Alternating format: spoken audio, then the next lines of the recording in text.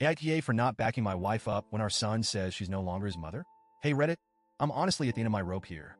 I don't even know where to start with this whole mess, but I guess the best place to begin is the moment I realized that my marriage might be completely over. I've been holding back from sharing this, but at this point I'm tired of being painted as the bad guy. I need an outside perspective because the people around us, her friends mainly, seem convinced I'm the asshole here. So, here goes. TLDR. My wife told me she regretted marrying me and wished she'd gotten an abortion when she was pregnant with our son. He overheard and told her that she wasn't his mother anymore. Now she wants me to make him talk to her again, but I don't think it's my place. AITA, my wife, Jane, and I met in college. Back then, she was this driven, ambitious girl who had her whole life planned out. She was majoring in finance and had dreams of working on Wall Street, while I was a philosophy major with dreams of, well, honestly, I didn't really have a clear goal at the time. But Jane was something else. She had this energy about her, and she brought out the best in me. We started dating our junior year, and by the time we graduated, I knew she was the one I wanted to spend my life with. We got engaged when I was 23 and she was 22. People said we were too young, but at the time, it felt right. We didn't rush into marriage, though. We waited a few years, saved up some money, and eventually tied the knot when I was 26 and she was 25. I thought we were solid. We had our fair share of arguments, but nothing too major. Honestly, I thought we were happy. Then, a year after our wedding, Jane got pregnant.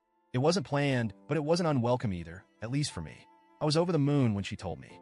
I remember sitting there on the couch, watching TV when she just blurted it out. I'm pregnant. I was stunned for a second, then excited. I told her that whatever she wanted to do, I'd support her. If she wanted to wait, if she wasn't ready, that was fine with me. But she decided to keep the baby, and I was all in. But that's when things started to change. Pregnancy wasn't easy for Jane. I get that. It's not like I expected her to be glowing and happy every day. I did my best to help her out, make her comfortable, and reassure her that we were in this together. But she was distant, moody, and just not herself. I chalked it up to hormones and figured that once the baby came, things would settle down. Spoiler alert, they didn't. When Jack was born, it was like a switch flipped for me. I loved that kid from the moment I laid eyes on him. He was perfect. Jane, on the other hand, didn't seem to feel the same. She was tired, frustrated, and seemed disconnected from both me and Jack. She was diagnosed with postpartum depression, PPD, which I understood at least as much as a guy can. I encouraged her to seek therapy, to talk to someone, but she refused. She insisted that she didn't need help, that she'd get over it on her own. But she never did. The first couple of years after Jack was born were brutal. I was doing everything, working full-time, taking care of Jack, paying all the bills, and trying to keep our marriage afloat. Jane didn't want to go back to work, even though I told her it was an option. We didn't have to worry about housing costs because we lived in a second home that my aunt and uncle owned, so we could afford a nanny if she wanted to go back to her career. But she chose to stay at home, except she wasn't really staying at home. She wasn't doing much of anything. She'd stay in bed most days, claiming she was too tired to get up. I'd come home from work, exhausted, and have to take care of Jack because she couldn't or wouldn't do it. I felt like a single parent, even though I was married. I tried to be patient. I really did. I understood that PPD was serious, and I wanted to support her. But after 2 years of this, 2 years of her refusing to get help and leaving me to do everything, I started to resent her. We fought constantly. I told her that I couldn't keep doing this, that something had to change. She needed to get help or go back to work or something, anything to contribute. But she wouldn't listen. Finally, I gave her an ultimatum. Either she got help or I was done. She ended up going back to work, but not in the career she had trained for in college. Instead of pursuing finance like she'd always dreamed of, she took a job at a local cigarette shop. At that point, I was so emotionally checked out that I didn't even care. At least it was something. By the time Jack was 5, our marriage was basically dead. We weren't intimate anymore. We barely talked unless it was about Jack. We were like roommates who happened to share a child. I tried to keep things civil for Jack's sake, but it was hard. He was starting to notice the tension between us, and I didn't want him growing up in a toxic environment. Despite everything, Jack turned out to be a great kid. He was smart, independent, and intuitive.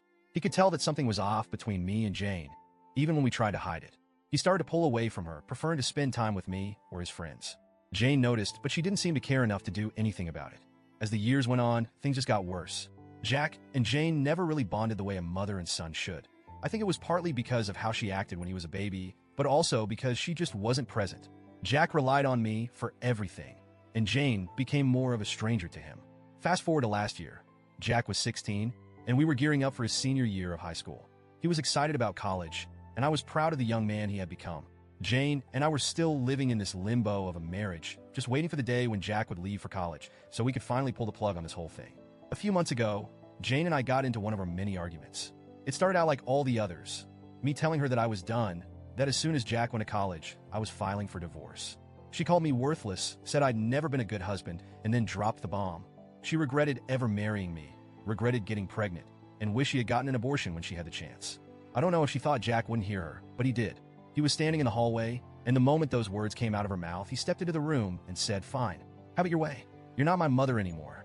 Go fuck yourself." Then he stormed out. Jane was shocked. I mean, I was too, but at the same time, I couldn't really blame him. What kind of parent says that about their kid? If my mom ever said something like that about me, I'd probably react the same way. Jack hasn't spoken to Jane since. It's been almost 2 months now, and he avoids her like the plague. He's a smart kid. He's got a part-time job, his own car, and he buys whatever he needs. If he needs help with anything, he comes to me. But as far as he's concerned, Jane doesn't exist. Now, Jane is pissed at me because I won't make Jack talk to her. She keeps telling me that I need to step in and repair their relationship. But honestly, I don't think that's my job. Jack is almost 18. He's old enough to make his own decisions, and if he doesn't want to have a relationship with his mother, that's his choice.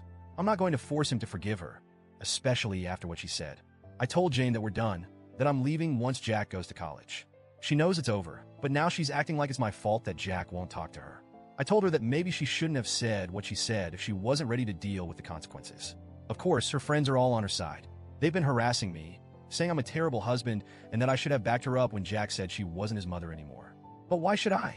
She said some awful things, and now she's facing the fallout. It's not my job to fix this. I don't know, Reddit. Am I the asshole for not stepping in and making Jack talk to her? Update. First off, thanks to everyone who took the time to read my post and share their thoughts. I didn't expect to get so many responses, and I appreciate the support and even the tough love that many of you gave me. A lot of you asked for more context about Jane's side of things, and I've been thinking about it a lot over the past few days.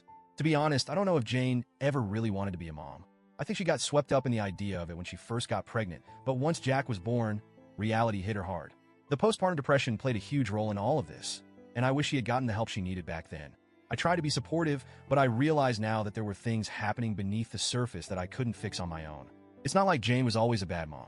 There were times when she tried. She'd cook dinner, help Jack with his homework, and even take him out for ice cream sometimes. But those moments were rare. Most of the time, she was distant, wrapped up in her own struggles, and Jack picked up on that. Since my original post, Jane has been trying to reach out to Jack. She's apologized a few times, but Jack isn't ready to hear it. I've told her that it's going to take time, and she can't force him to forgive her. She seems to understand that now, but it doesn't make things any easier. As for me, I'm still planning on leaving once Jack goes to college. This marriage has been dead for a long time, and I don't see any point in dragging it out. Jack is my priority right now, and I want to make sure he's okay before I make any big moves.